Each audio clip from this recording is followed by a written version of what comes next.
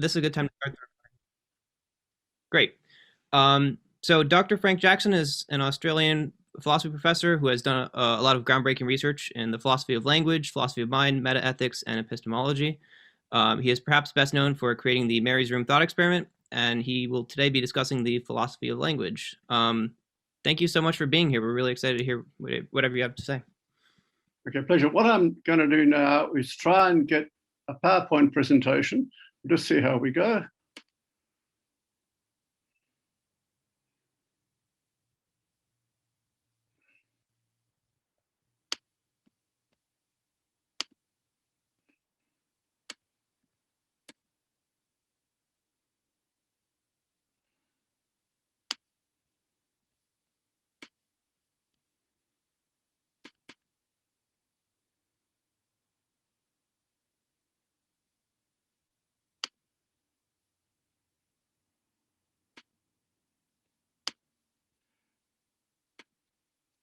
Now, am I right in thinking that everyone can see that PowerPoint slide?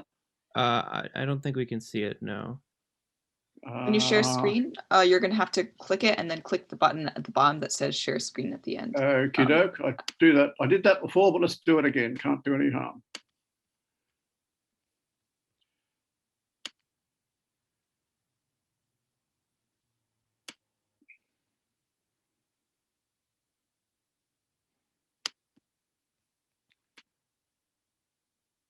Can you see it now? Perhaps I should click share. Hold on. Oh, there we go. Perfect. We're in business, are we? Right here. Okay. Yep. Now, have you got some faces blocking the right-hand side of the screen? You see the whole of the PowerPoint slide. Okay. Yeah. I do. I think I can handle that because I think I know what's in the slides anyway. We all set to go. I should just get this little thing down the bottom. Where are we? Down there. Okay. Now, what I'm going to do is just chat informally to the PowerPoint slides. And you can see the title, Information First.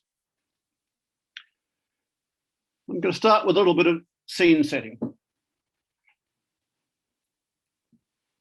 A lot of the current work in the philosophy of language is focused on the theory of reference, on propositions, and the meanings of names. I'm hoping some of you are doing course in the philosophy of language, so you will know that only too well. And here's a sample of what people talk about. Under what conditions does the proper name Paris refer to Paris? Is the meaning of a proper name a cluster of descriptions or the very thing named? Is the proposition expressed by Samuel Clemens was an important writer, the same as the proposition expressed by Mark Twain was an important writer? I'm hoping those topics resonate with some of you, those of you doing course in philosophy of language. Okay, now, this talk, I'm not going to mention the word proposition, except once in passing. I'm not going to talk about meaning, and I'm not going to talk about theory of reference. I'm going to tell you a story about language which doesn't start from that particular basis. Okay, so it's a different way of looking at the whole issue. So what happens if we start with information? So that's the story I'm going to tell you. What happens if you start with information? I said a moment ago, nothing about propositions, nothing about meaning, nothing about theory of reference. Okay, off we go. Information. Now, if I'm going to start with information, probably not a bad idea if I tell you what I mean by information. And that's really easy. It's really easy. It will be when I can get the PowerPoint slide to work. Here we are. Yep.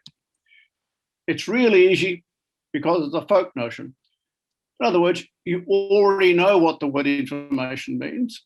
It's not a special term introduced in the philosophy of language or the philosophy of mind. I just mean by information what you all mean when you say something like, where is a good place to get information on the best coffee shop in Harvard Yard? When you hear that sentence, you don't say to someone, gee, you've used the word information. That's a tricky word. Can you explain it to me? You don't have to explain it. It's just a word in everyday discourse. Okay? And again, when you get your schedule of lectures for the university year, somewhere it probably says information on where the lectures are held. That's the sense of information. Okay. So that's why it's easy starting with information, because you already know what it is. The second thing to say is that the informational role of words explains why reading words in a language you understand enables you to find the nearest coffee shop. One of my reservations about a lot of work in the philosophy of language these days is it never really explains why hearing sentences in a language you understand helps you navigate the world successfully. There's so much talk about propositions, the theory of reference, the meaning of proper names. The question, why is it that hearing certain sentences enables you to go to a railway station, somehow disappears from view? Okay, and that's, I think, it's a bad thing, disappears from view, okay? Next thing to say, of course, we get information from maps and diagrams, as well as from words and sentences. So the view I like about language thinks of language as being much more like maps and diagrams than most people do. Okay? Now, I'm not saying that sentences are the same as maps and diagrams. That wouldn't be true, but they share an awful lot with maps and diagrams. They're wonderful sources of information about how to get to coffee shops, where the nearest hospital is, and whether or not space-time's curved. Okay, good stuff.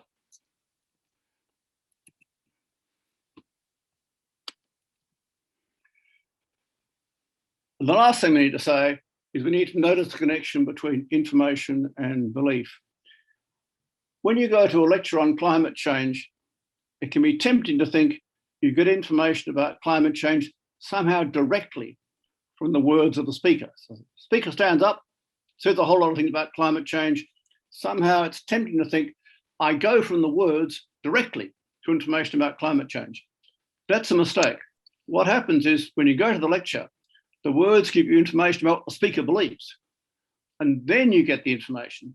So the transition of information, the acquisition of information you get from coming across words actually goes via belief. So you get information from getting information about the beliefs of the person who produces the sentence, and then if you think they're reliable, you then have the same beliefs they do. If you think they're partly reliable, then you form some kind of modified belief taking into account various reservations you may have about them as a source of information.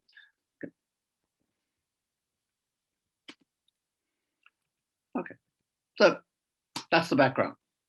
You all know what information is, and I hope you think it's pretty plausible that words and sentences deliver information, and that's really rather a good thing about them. Okay, now we need to talk a bit about just how we get the information from words and sentences.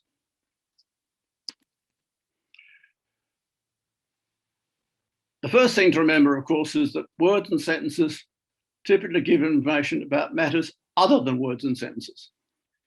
Occasionally you utter a word that says something about a word. For example, you might say, the word black contains 5 letters. But by and large, the words and sentences you produce give information that are not about words and sentences. So when we think about the informational role of language, one of the first things we have to address is how is it possible for these structures, fairly small structures, either as sound patterns or marks on paper or marks on computer screens, how is it possible for those structures to give information about things other than themselves? That's a big question. And here's the answer I like. Here's the answer lots of people like. The answer is they partition possibilities in ways we grasp or understand. And this is an idea which you'll find in the writings of people like Bob Stalnaker and David Lewis, and you'll find in probability theory. Those of you who are doing probability theory will know about event spaces, and you know how the probability, you partition an event space, and you work out the probability of something by adding up all the probabilities of events that fall inside it. Same basic idea. So the story I'm going to tell you is the partitioning possibilities way of understanding the informational role of language. Now, if I was in a room with you, I would now look around and make certain everyone was on board. But I think I've gone slow enough. I might get a few nods. I can see some heads on the right-hand side. You're all on board? That's great. Okay. So let's start with a really easy example, the word table. Okay. How does the word table deliver information? Well, here's the partitioning of possibility story. That rectangle represents all the objects that there are. So cities, motor cars, tables, inkjet printers, and so on. There they are. They're all the objects that there are. Maybe it's all the objects that there might be, even bigger set, but there they are. Now, inside all the objects there are the objects which belong to the extension of the word table. There they are. So everyone's still with me? So outside the circle are the inkjet printers and all the rest of it. Inside the circle are all the objects which are within the extension of the word table. Now I'm going to ask you a question. I ask you the question, I'm going to pause for a sec and let you think about your answer. I'm hoping everyone gives the same answer I give, but here's the question. Do the items to which table applies, or if you like, do the items that are in the extension of the word table have anything interesting in common over and above their being in the extension of the word table? So there's their question. One thing they've got in common is that they're in the extension of the word table. Is there anything else interesting that they've got in common? So I'm just chatting and pausing.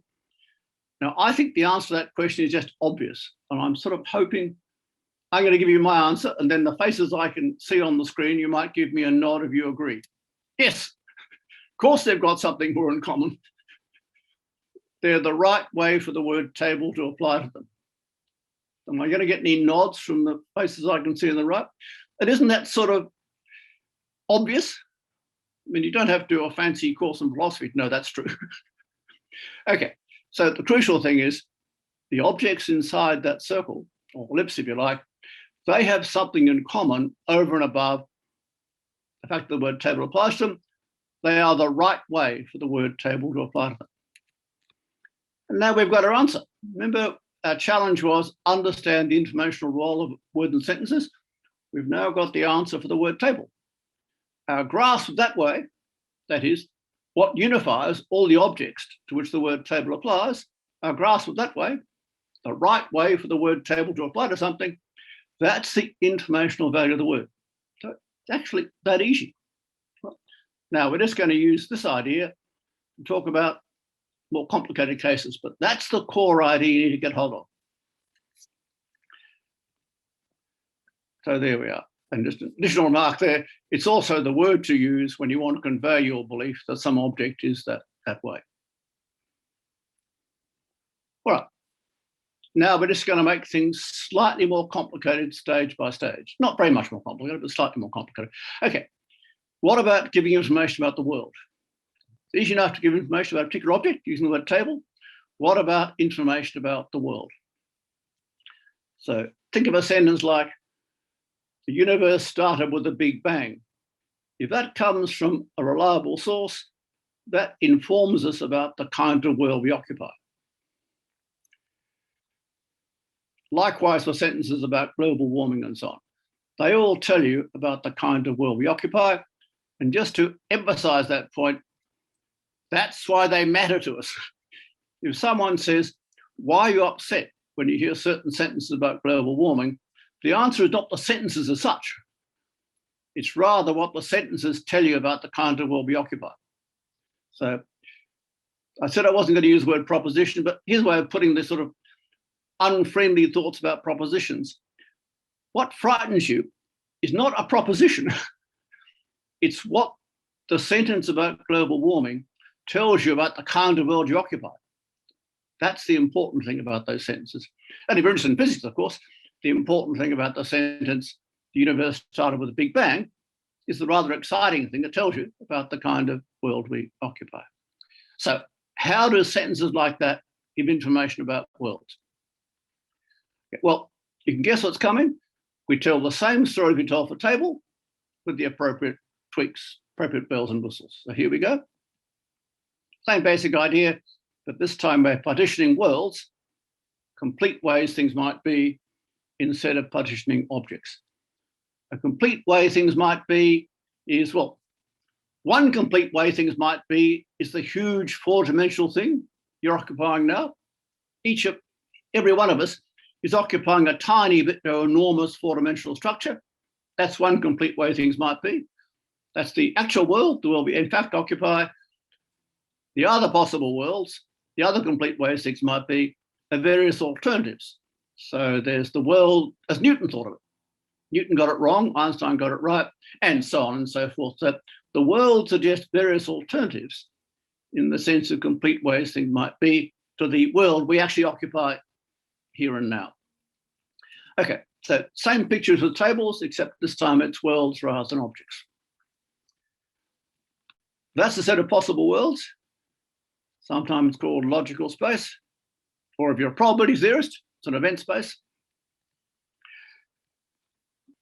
This time, the region doesn't represent a set of objects, it represents a set of worlds. And that region there represents all the worlds that are the right way for the sentence, the universe started with a big bang to be true.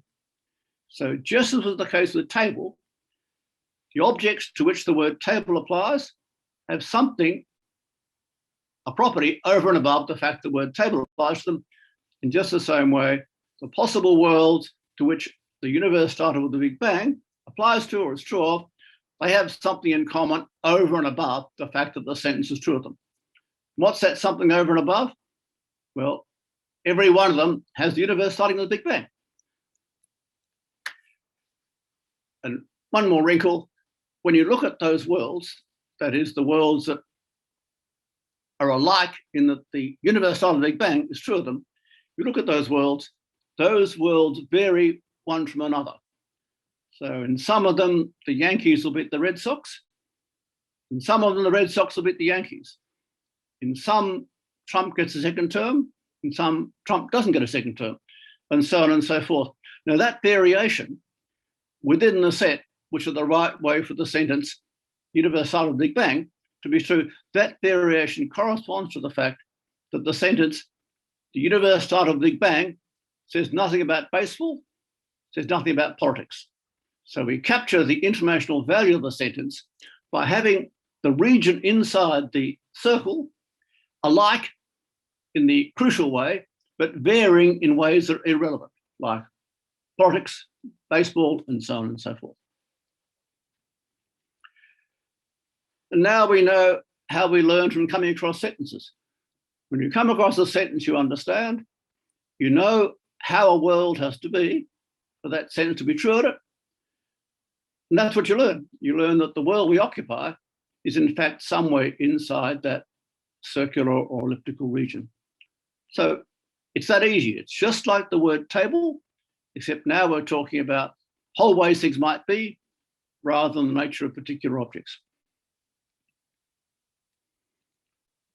So you now have the basic guts of the information approach. What we're going to do now is just notice some implications, and I regret to report we're going to notice things get a bit more complicated later on. Not much more complicated, but a bit more complicated. Okay. Here's our first implication.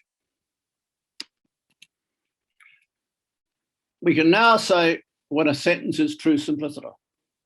And here it is. A sentence is true simpliciter when the worlds which are the right way for the sentence to be true include the actual world. Remember the idea, the informational role of a sentence corresponds to the partition it makes in logical space. It partitions the worlds into those are the right way for the sentence to be true, and those are the wrong way. And even among the worlds which are the right way is the actual world, the world that you and I are sitting in here and now, then the sentence is true. So we get a very simple account of when a sentence is true. And it's a kind of correspondence theory of truth, because it talks about a relationship between the sentence and how things actually are. So there it is. Now, a couple of words of warning for those of you doing philosophy. Although this is a kind of correspondence theory of truth, it's not the traditional correspondence theory of truth. Firstly, it's a theory for sentences, not propositions. In fact, I'm avoiding talking about propositions as much as I can. So it's a theory for sentences, not propositions. And perhaps most importantly, there are no tailor-made facts. Now, let me explain what I mean by that. In the traditional correspondence theory of truth, the truth of a sentence is a matter of its corresponding to a special fact, which is designed to make the sentence true. So someone says, how come the sentence snow is white is true? The answer is, it's a fact that snow is white. Or there's an actual state of affairs of snow being white. There's something tailor-made for that very sentence. That's not part of this theory. There's no tailor-made fact or state of affairs for true sentences. True sentences are just sentences that partition the possibilities in a certain way, and among those partitioned possibilities is the actual way things are. So, pausing for a sec, everyone's still on board? We're now going to do two complications, okay? If I do this right, they're not that complicated. So that's my job, to explain them in such a way that what in some presentations looks complicated, let me put it this way. I think what I'm going to say is actually very straightforward, and I'm surprised it's so controversial. Okay, here we go. Let's do it. Here's the first complication. Sometimes we want to talk about relationships between how things are and how things are in non-actual possible worlds. We want to do a kind of compare and contrast exercise between the way things actually are and the way things are in various imagined counterfactual possibilities. Here's a simple example. Take the sentence, had the winner of the lottery not bought a ticket, they would not have been the winner. Now, I'm hoping that sentence all strikes you as true. Had the winner of the lottery not bought a ticket, they would not have been the winner. But it's a puzzling sentence because, of course, you may be in doubt about whether or not Mary Smith is the winner, but you're not in doubt about the winner being the winner. Everyone knows the winner is the winner. In fact, the winner is an a priori truth. So how can the winner of the lottery fail to be the winner of the lottery? I mean, it's easy to win a lottery in that sense, isn't it? So all becomes clear when you say that. The sense in which you read that sentence as true is you're reading it as, had the actual winner of the lottery not bought a ticket, they would have been the winner. What you're saying is this: the way things actually are, there's someone who wins the lottery. In the counterfactual possibility, the non-actual counterfactual possibility, where the person who in fact wins the lottery doesn't have a ticket, then they don't win, because you can't win lotteries if you don't have tickets. So the mystery as to why the second sentence on the slide is true is resolved by noticing that what you're reading it as is, had the actual winner of the lottery not bought a ticket, they would have been the winner. So pop that word actually in, and everything becomes clear. And it becomes clear, in fact, that you're talking about the relationship between how things actually are and how things would have been in a certain circumstance, namely the circumstance in which the winner of the lottery didn't buy a ticket. One more example. What's poisonous depends on our physiology. Things that are poisonous for us aren't necessarily poisonous for dogs, and the explanation is because we have a different physiology from dogs. That means the following is true. Some chemicals that are poisonous would not have been poisonous had we been different in various ways. I'll say it again. Some chemicals that are poisonous would not have been poisonous had we been different in various ways. That's true. Now you say, how can that be true? What's poisonous is poisonous. You might wonder about whether or not arsenic's poisonous, but one thing you can be sure of is that what's poisonous is poisonous. The answer is what you're saying is that some chemicals that are actually poisonous would not have been poisonous had we been different in various ways. So what you're saying is a chemical that is poisonous in the actual world, and it's being poisonous for us, depends on our physiology. What you're saying is in a non-actual world where our physiology is different in various ways, that chemical that is in fact actually poisonous would not have been poisonous. So again, by popping in actually in this case, you make it clear what you're saying is a perfectly sensible, indeed true things to say. That's the first complication. Sometimes we talk about how things are in fact. Sometimes we talk about how things are in fact and how they relate to how things aren't in fact. And that's the first complication. Now, when this happens, you get two dimensions, and here it is on the slide. For some sentences, the truth of the world depends on two things, not on one thing. In a sentence like, the universe started with a big bang, its truth of the world just depends on how the world is, namely, how the world started. But for some sentences, there's two things in play. Some cases, it depends, first of all, on how the world is, and secondly, on how the world relates to the actual world. So on the information first approach to language, you have a second dimension in some cases, simply because some sentences aren't just about how things actually are, they're about how things actually are relate in one way or another to how things are in non-actual circumstances. Okay, now for the second and last complication, and we're doing very nicely with time, plenty of time for questions. Now the second complication relates to what I say on the slide up there as the need for the day say. And here it's especially important I try and be as clear as I can, because what I'm going to talk about is something which, in my opinion, is really easy, but in many presentations comes out as a great mystery. So here we go. It's my job to make it easy. And I'm going to try and make it easy by telling you some stories. Here's our first story. I'm the team captain, and I name the coin I toss before each game lucky. Okay. I was actually thinking of cricket when I wrote this down, but I'm assuming looking for some nods here. I'm assuming baseball, there's a coin gets tossed to decide who pitches. Is that right? Something like that must happen. In some games, people toss a coin to decide who gets to do something or other first, don't they? Okay, this is one of those games, right? So I'm the team captain, and I name the coin I toss for each game lucky. Popular sports bag. Okay. My rival for the captaincy replaces the coin with a duplicate. So exactly the same color, same shape, everything, okay, without my knowledge, all right? Now, at the next toss, I pull out the replacement coin. Of course, I don't know it's a replacement coin. Remember, it looks just the same.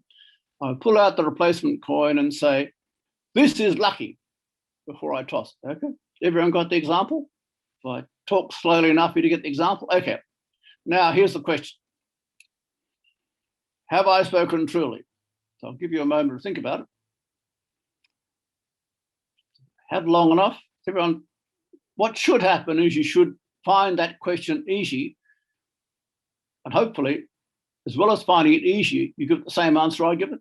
So, no. Is that right? If you're ever going to give me a nod, do you think it's sort of obvious the answer is no? Right. Now, on the face of it, this is slightly puzzling because, of course, the coin that I held up and said, this is lucky, it's exactly the same. The same shape, same color, same weight, everything. That's why I can't tell it from the original coin. So how come I've said something false? Well, the answer is that there's a day-say element in my use of the word. Part of the meaning of the word lucky, or more precisely, part of the information I give when I use the word lucky, is that the coin in my hand shares a certain history with me. And when I hold up the duplicate coin, that coin does not share that history with me. That's why I said something false.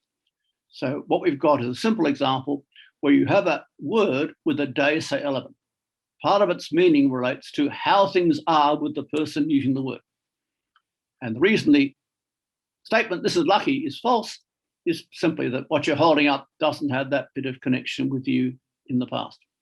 So I'm hoping that's really obvious. Okay, now we're going to use the second example, same message. We're going to use the famous Putnam twin earth example. And I put this in here because you're at Harvard, and Hilary Putnam is one of the great figures, rightly one of the great figures in Harvard philosophy. Are you nodding? Probably some of you read. Actually, I can only see 4 of your faces, but do you all know this twin earth example from Putnam? No. Ah, right. Okay. If you do a philosophy course, you cannot fail to hear about this at some stage or other. Okay. This is Putnam's most famous thought experiment. Okay, here we go. And it's going to point to the importance of the day say. So I better take this slowly because some of you haven't come across this example before. Okay, there's twin Earth. That's Earth on the left, and that's twin Earth on the right. Now, Earth and twin Earth are awfully alike in lots and lots of ways. They've got lakes and rain, and people drink a clear, odorless, colourless liquid when they're thirsty, and so on and so forth. But there's one big difference. On Earth, this clear liquid is H2O. On twin Earth, it's XYZ. XYZ is just a composition that Putnam made up. The fact that the watery stuff, as it's put on Earth, is H2O, whereas the watery stuff on twin Earth is XYZ, is completely invisible to the inhabitants. The rain feels just the same. When they go for a swim, it all feels just the same. Okay, everyone clear about the example? Okay. And what we're going to imagine is someone travels from Earth to twin Earth, perhaps in a spaceship, something like that. Okay.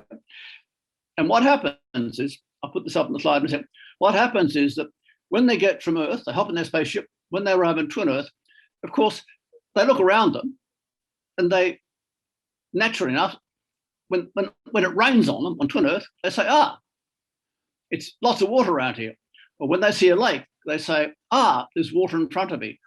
Because remember, to them, the difference between the water on Earth and the watery stuff on twin Earth is completely invisible. Okay. So here's the famous question that Putnam asked. Does a traveller from Earth to twin Earth who doesn't know that the watery stuff on the two planets are different kinds speak truly when they call the watery stuff on twin Earth water? So I'll say that again. Does a traveller from Earth to twin Earth who doesn't know that the watery stuff on the two planets are different kinds, it's H2O on Earth, XYZ on twin Earth, speak truly when they call the watery stuff on twin Earth water? Now, I'll give you a bit more time to think about your answer to that, because for some of you, the twin Earth example is a new example. But you want a moment to think about your answer to that question? Actually, I'm going to put a bit of pressure on you. I'm going to ask the four of you to vote. Okay, actually, let's do it right now. Of the four I can see, that's Adam, Joanna, Ben, and Ethan. How many of you think the answer is no, he doesn't speak truly, or she doesn't speak truly? Okay, what are the others? Well, let's make it a tiny bit easier. There are three possible answers: no, yes, indeterminate, aren't they? So no, yes, indeterminate. So I've got a couple of no's. Got any yeses, got any indeterminates, or are people in two or three minds about it? I'll give you a bit of a hint. The orthodox answer is no. Putnam is partly famous for the answer no. He said the answer is no. That doesn't mean you have to say that. Just because you're at Harvard and he's a famous speaker from Harvard doesn't mean you have to say no. Okay, I think I'm seeing some faces of people who aren't quite sure which way to jump. Okay, that's probably long enough. And of course, there are lots of faces out there I can't see. Okay, now here's the matter of record. Philosophers give three different answers. No, that was Putnam's answer. Yes, and indeterminate. The people who say yes say, look, it's quite straightforward. What we've got here is an illustration of what Putnam himself made famous, namely multiple realizability. What we've got is an illustration of the fact that water can be realized in two different ways. You know, thermostats can get realized two ways. There's mechanical thermostats, there's electronic thermostats. You know, old style fridges have mechanical thermostats, new style fridges have electronic thermostats. So those who say yes say, if twin Earth exists, which of course it doesn't, if twin Earth exists, the right thing to say is that water is multiply realized. Two ways to realize it, the H2O way, XYZ way. And they say, Putnam told us this.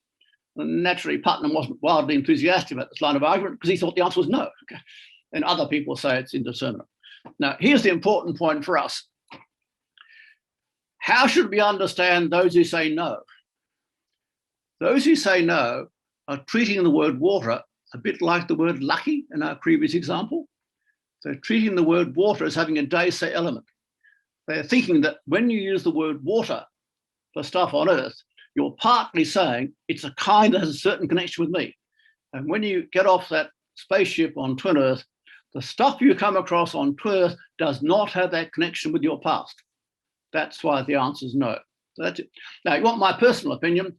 I think the answer is indeterminate, which in fact was David Lewis's answer, because I think it's indeterminate whether the word water has a day say element or not. But the point of the example is whether or not water's got a day say element is absolutely crucial to the right answer to give to the Twin Earth thought experiment. Okay. So I'm hoping you're now on top of this idea that there are day say elements in some parts of language. And lucky is a clear example. And if Putnam was right about water, water's another example. If Putnam was wrong, it's not an example. Okay. So here's our question. This is the last complication. How should we represent the day say from the information first approach to language? That's our question. Now, this is easy if you look at the matter in the right way. If you look at the matter in the wrong way, it's a nightmare. So now I have to tell you a little story which is supposed to tell you how to look at the matter in the easy way, okay? So my job now is to make the day say really easy, all right? I'm going to do it by telling you a little story, which is a fun story in itself. It comes from people like David Kaplan and John Perry and David Lewis and Hector Castaneda and lots of people. Here's the story. And I'll tell it, and then I'll look at some faces to see how many of you know these stories. Suppose you're looking at a clean mirror, but think you're looking out a window. You know, the mirror is really clean. You don't see it. You sort of see straight out of it. So it's quite possible to think that when you're actually looking at a mirror, you're not looking at, sorry, I said it wrong. When you're actually looking at a mirror, you think you're looking out a window. Has everyone got the basic idea? All right. Now you can guess what's coming. In the mirror, but you think you're looking out a window, you see someone being approached from behind by a trick-or-treater. Everyone get the example? The someone is you, of course. Remember, you're looking in a mirror, although you don't know it. It's actually you who are being approached from behind by the trick-or-treater. There you are, got the picture? So that's you, or if it's me, on the left. Up there on the right of the trick-or-treater, there's the angle of approach. So everyone clear about the example? I need to make sure you are, because you won't know what's going to come next, okay?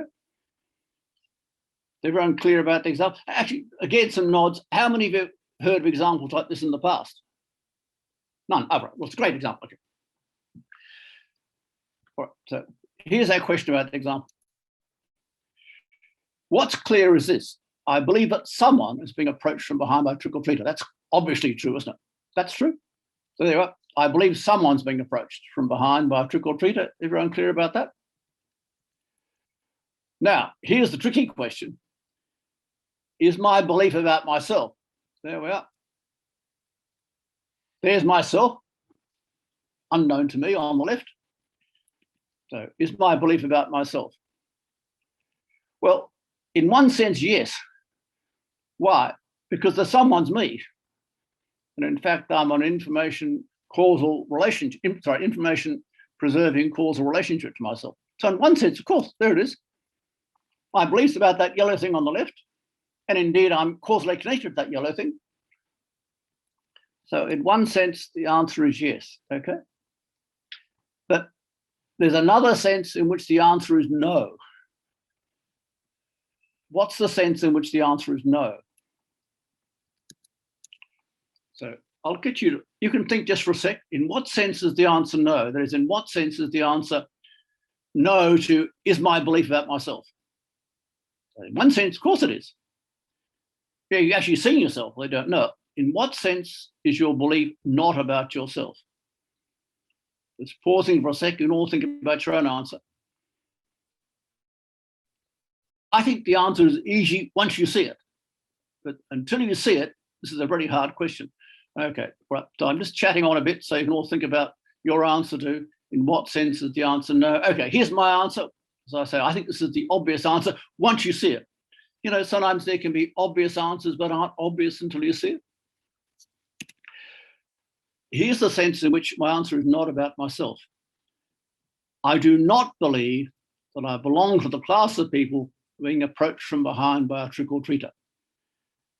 That is, I don't have a certain belief about class membership. That's the sense in which my belief is not about myself. So that's the crucial thought. The crucial point is the sense in which I don't have a belief about myself is that I do not believe that I belong to the class of people that are being approached from behind by a trick-or-treater. All right. In fact, what I believe wrongly, in fact, is I belong to the class of people seeing someone being approached from behind by a trick-or-treater, don't I? So what are we learning? We're learning that a crucial element of some beliefs is class membership. Some beliefs have the following property. They are beliefs about the class to which you belong.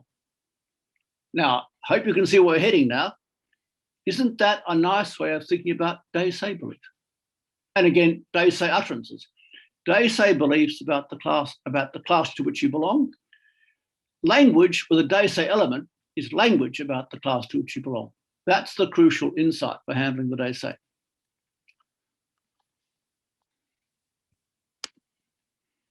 So here's the upshot. Some beliefs concern the class I belong to. And this is the way to think of beliefs about how things are relative to oneself, beliefs they say. Now, what about language? Well, remember, if we take the information first approach to language, we tie language closely to belief. So if there's belief they say, there's language they say. In fact, we've already seen this language they say in the discussion of Lucky and Twin Earths. So when we ask ourselves how to understand what we're saying about belief and language, when I say I am bald, here's the answer. I am one of the bald ones. Simple as that. So when someone says I am bald, they're simply saying they belong to the class of the bald. That's the key to understanding what's being said about how things are when you say something like I am bald. Now, how should we think about the information being offered? Well, that someone is bald, that's the wrong answer. You're saying more than that, aren't you? When I say I am bald, of course I'm saying someone's bald, namely me. But I'm not just saying someone's bald, I'm saying more, aren't I? But it's tricky because I'm not saying that some particular person is bald. I'm saying less than that. I'm not saying who I am. In fact, I may even be some person with terrible amnesiac problems. I don't know who I am. I can sort of put my hand on my head and find out that I'm bald, but actually I don't know who I am. So I'm not saying that someone's bald. I'm not saying some particular person's bald. What am I saying? Well, class membership. What we need to do is we need to think of partitions of objects within worlds. And here's the slide. In the case of a sentence like I am bald, we've got not a partition of things, not a partition of worlds, but we've got a partition of people inside worlds. What we're saying when I say I am bald is I'm saying I belong to the class of the bald, whichever world I am. Or in terms of functions, in the case of a sentence like the universe started with a big bang, we've got a function that goes from worlds to truth, just when a world is the right way for the sentence to be true. In the case of I am bald, what we've got is a function that goes from people in worlds to truth, just when the people belong to the right class or are the right way in their worlds. Let me say all that again. With a sentence like the universe started with a big bang, we have partition worlds. That's the key to their informational value. When we've got a sentence like I am bald, and more generally, sentences with they say contents, what we've got is a partition of objects within worlds. Within each world, we partition the objects into the objects which are the right way in that world, and the objects which are the wrong way. Or in terms of functions, what you've got is a function from objects in worlds to truth, if the objects are the right way in their worlds. That's the idea. And there it is in a few symbols. The sentence is true in a world, W, just if I belong to the class of the bald, W. Okay, final part of the story, and then we're done. You come across a token of I am bald.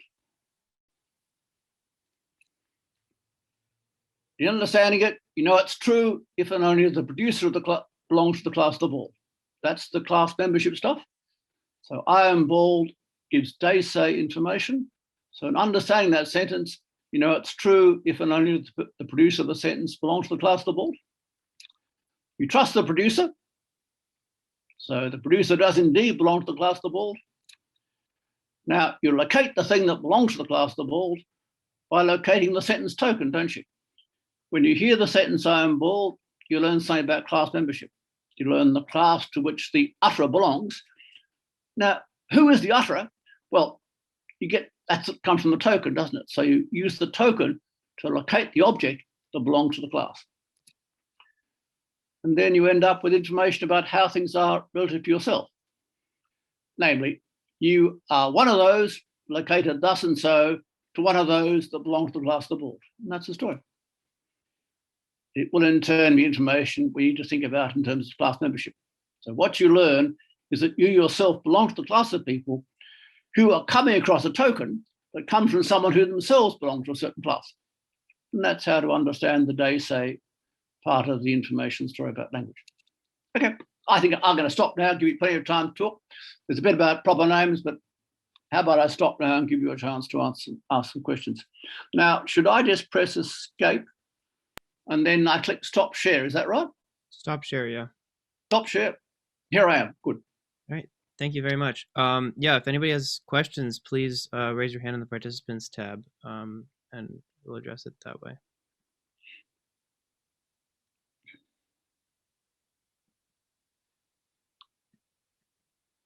While we wait, I was wondering if you could elaborate on like what you meant by the word actual when in the first complication. I feel like it wasn't like a definition of actual that I'm used to. The actual world, in this way of looking at things, simply means the world we occupy. It's like an account of when people say, what's now? Now is just the time of speaking, or now is the time of thinking. So it's a sort of token reflexive account. So the actual world just means the world that you and I share.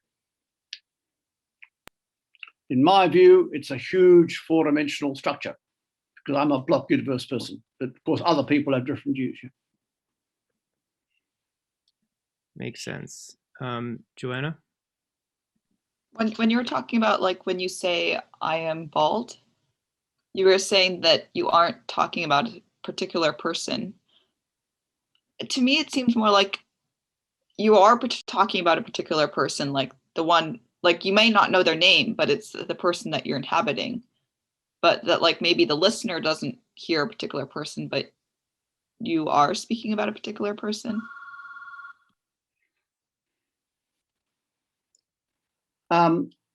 You've seen those films in which someone keeps coming across terrible murders and they're trying to find the murderer.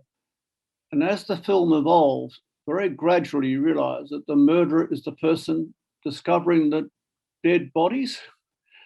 There are also films in which people wake up from amnesia and open the papers and read about terrible crimes that were committed over the last few months and have the most terrible worries as to whether they are the person being reported in the papers. So I think these examples, of course, there's a sense in which everyone knows who they are. Who am I? I'm me. Who else could I be? But I think there's also a sense in which you don't know who you are. And I think when you're thinking of the informational role of a sentence like I am bald, you need to preserve that fact. Let me give one more example to make the sort of point. People, now this is imaginary, but people sometimes imagine the possibility that the world divides into two quite separate, qualitatively identical regions. So perhaps, physics talk about matter and antimatter. Someone says all the paradoxes of quantum mechanics are solved if we just suppose that there's two qualitatively identical, way, way apart regions of our universe. They are exactly alike qualitatively. So they contain, what have we got? I can see 1, 2, 3, 4, 5, 6 classes, me. This Zoom session is happening there in qualitative terms.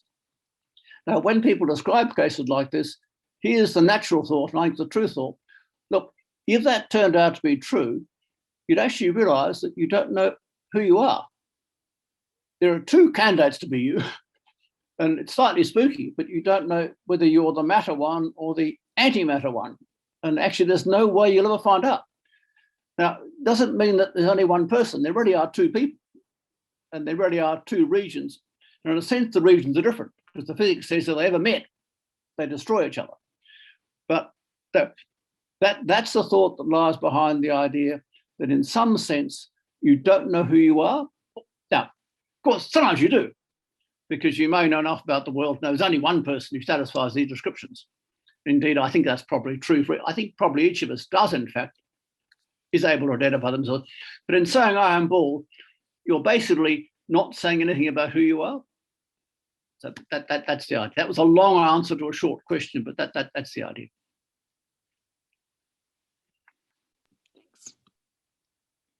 Do we have any other questions?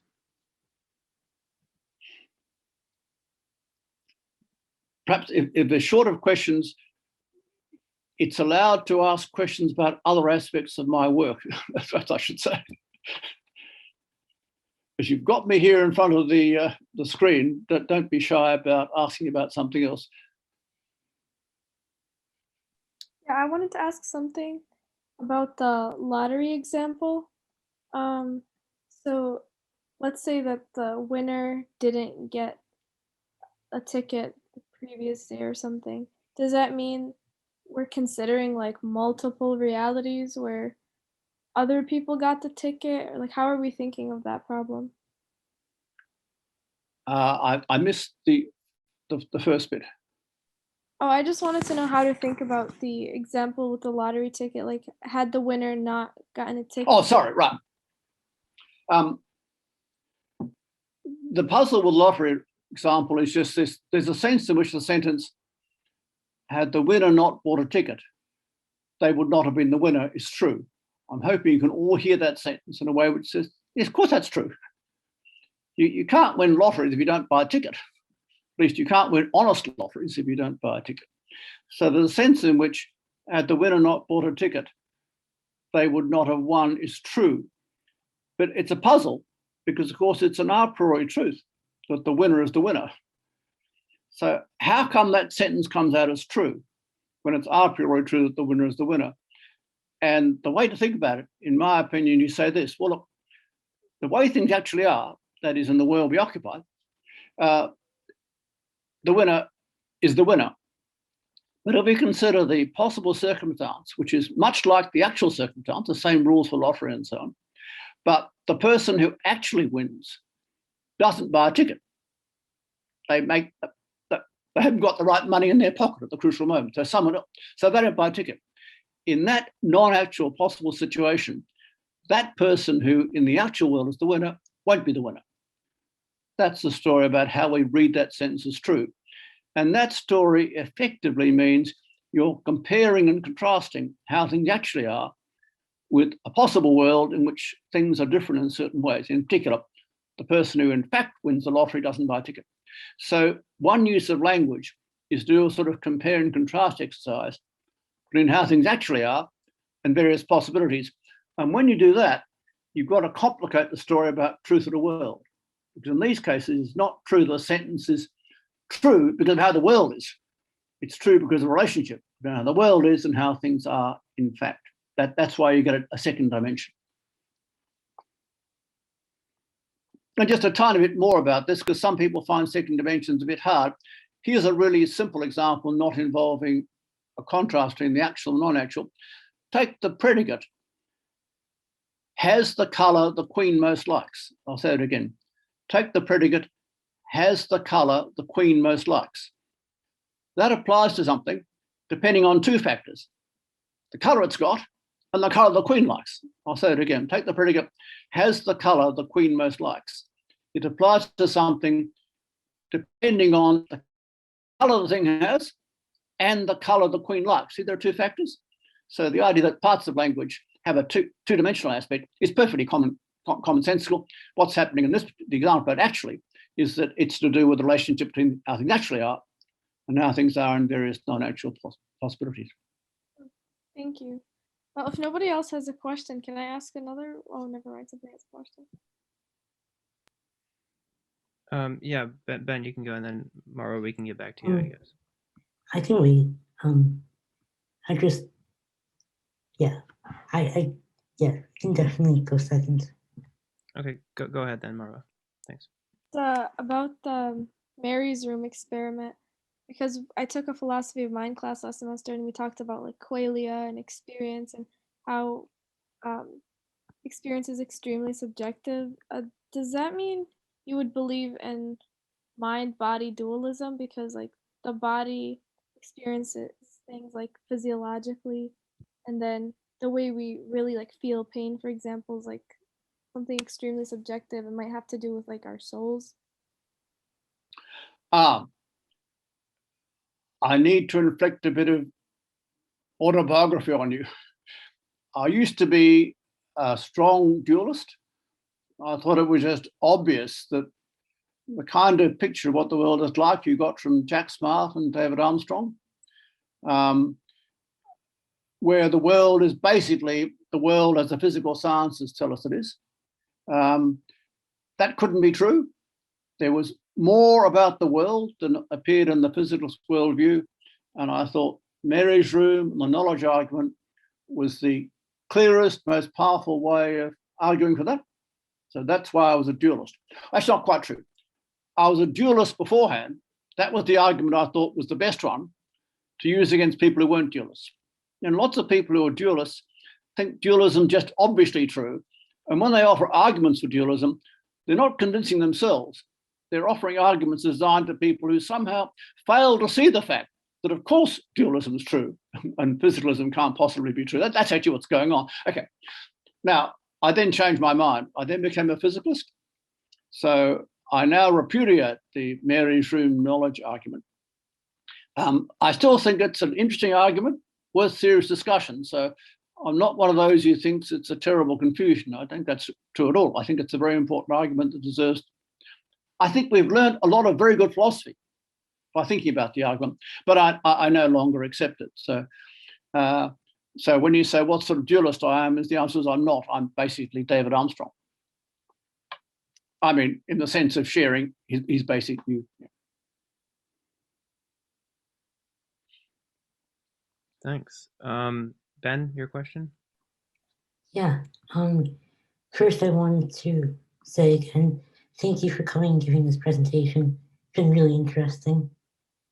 So I want to take a different direction with my question. One of our goals with the club here is linguistics is such a broad field with several different sub areas, some of which aren't talked as much as others. So I know this is a broad question, but I wanted to ask, how did you get into philosophy of language? What got you interested in it? I'm not sure I heard all of it, but is the question basically, how come I became interested in the philosophy of language? Yeah, that's it. Yeah, right, okay. Well, the short answer is I was really interested in the philosophy of mind. And then I discovered you couldn't do the philosophy of mind without doing the philosophy of language. So to take one example, when I was an undergraduate in Australia, Smart and Armstrong's view about the mind was very popular. And what they basically say, as you know, is that mental states are brain states. And they said those identity statements, mental states are identical with brain states, they said they were contingent a posteriori identity statements. And lots of people said that can't be true. Identity statements, if true, are a priori. Everything is identical with itself is a priori, so that can't be right. Other people said, no, you can have a posteriori true identity statements, but they're all necessary. They can't be false because everything is what it is and not another thing. So the idea that they're contingent's all wrong. Now that's, you said something in the philosophy of language. People said, hold on, the philosophy of language creates all sorts of problems. So I had no alternative but to do lots and lots of philosophy of language. So that's the bit of autobiography. Speaking more generally, I'm a huge fan of seeing connections between different parts of philosophy. It worries me if people get into sort of silos. So people do philosophy of mind, ignorant of philosophy of language. They do ethics without too much attention to philosophy of language. But of course, ethics is full of sentences like being nice to people is good. That's a sentence, so that you need to understand the meaning of that sentence. If you're going to, that's just a plug for seeing connections between different areas of philosophy. I think people are more sensitive now to that than they used to be. I think people are realizing more and more that you can't be good at everything because it's such a big subject, philosophy. But if you're going to work on one area, you do have to know quite a bit about neighboring areas. Thank you. That's really interesting. Anna Clark? Yeah, I'm hoping to just clarify the connection between that which is true and that which is actual. And I think I just want to check, are you using them synonymously, or is truth like a descriptor of statements that are a descriptor of that which is actual? Does that make sense? I'm basically, go ahead. Let's indulge a pretense. Let's pretend that logical space, that is the set of all possible worlds, is composed of things which are really concrete. I mean, that's what David Lewis actually thought. Almost no one else thinks that. They think that one of the possible worlds, namely the one we're occupying, is concrete. All the rest are in some sense abstract. But suppose you thought they were all concrete, then which one of the worlds would be the actual world? Remember, they're all concrete? Well, the answer would be it's the one you yourself are in. So the word actual, when you say the world that's actual, would actually be just a way of talking about the world you occupy. So basically, on this view, actual is a kind of token reflexive term. I think I used earlier the example of now. Think of time. Suppose you like the four-dimensional view of time, which is sort of the view that comes through from modern physics. So time is spread out. So there's a past, current, the block universe view of the world. These are the view we have temporal parts. So each of us is extended through time as well as extended through space. When someone says it's now raining, what does now mean there? It just means it's raining at the time of their thinking and speaking. So now isn't special in having a spotlight on it, as opposed to the dim past and the dim future. It's not like that. Past, future, and present are all equally real. Now just means where I'm speaking, where I'm thinking. That's a sort of, so it's token reflexive. So actuals like that.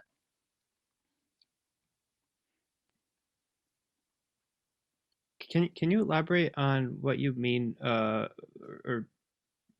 how tokens work? I don't really understand that concept very well. The information you get from a sentence like the universe started with a Big Bang is independent of the physical location of the sentence.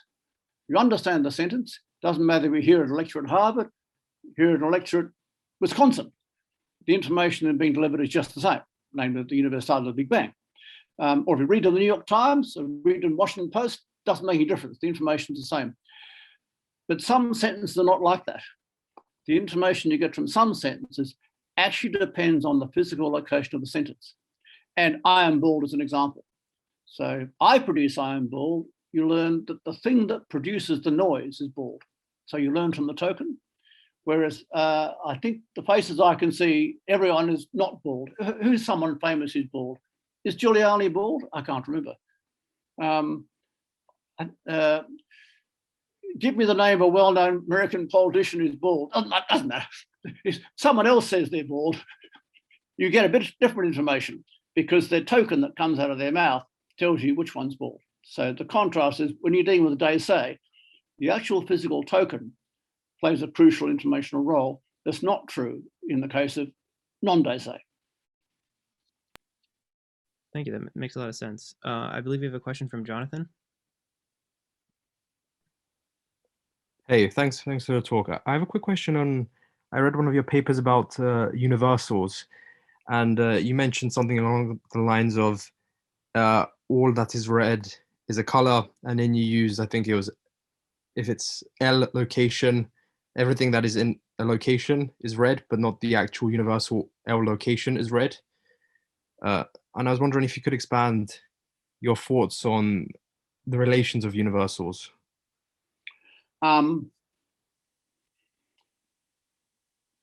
Yes. When we talk about properties, we individuate properties more finely than we individuate their extensions. Quine's famous example was, is a creature with a kidney has the same extension as is a creature with a heart.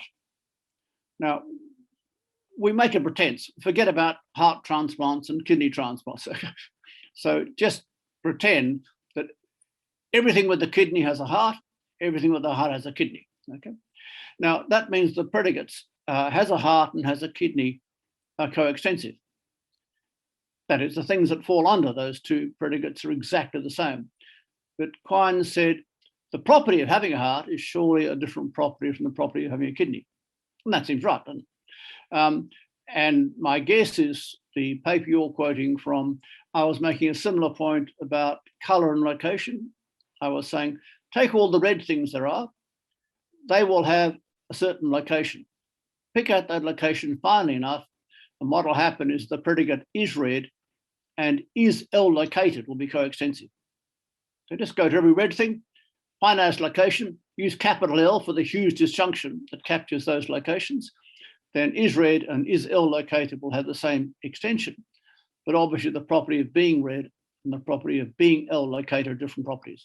So I'm trying to, this paper must have been many years ago, but that will be the point I was making. Okay, thank you. Do we have any more questions?